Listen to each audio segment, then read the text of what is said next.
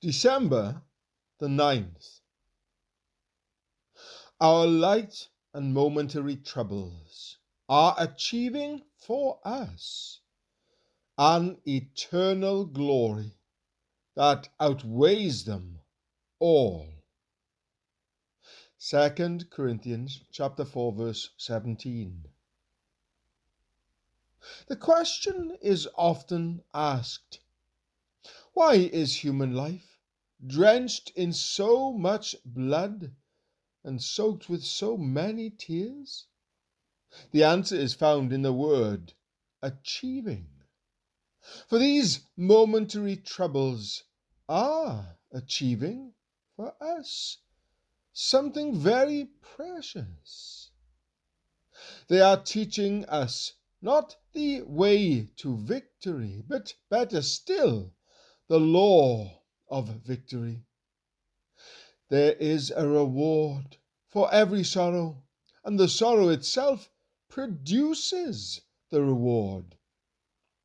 It is the very truth expressed in this dear old hymn written by Sarah Adams in 1840.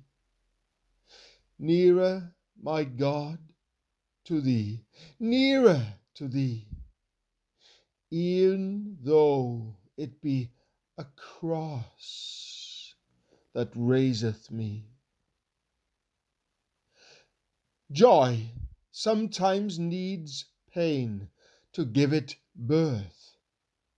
Fanny Crosby was a wonderful American hymn writer who lived from 1820 to 1915, and who wrote more than 2,000 hymns.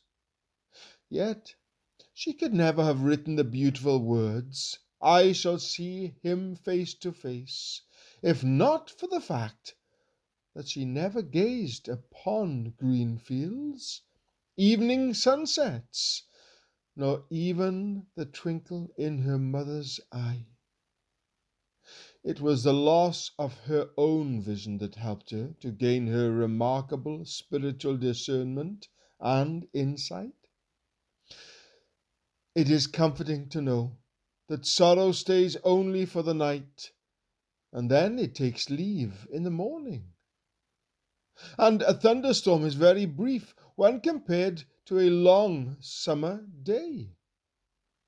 Remember, weeping may remain for a night, but rejoicing comes in the morning. Psalm 30 verse 5.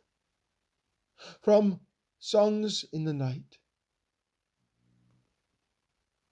There is a peace that springs soon after sorrow, of hope surrendered, not of hope fulfilled, a peace that does not look upon tomorrow, but calmly on the storm that it has stilled, a peace that lives not now in joy's excesses, nor in the happy life of love secure, but in the unerring strength the heart possesses of conflicts won while learning to endure.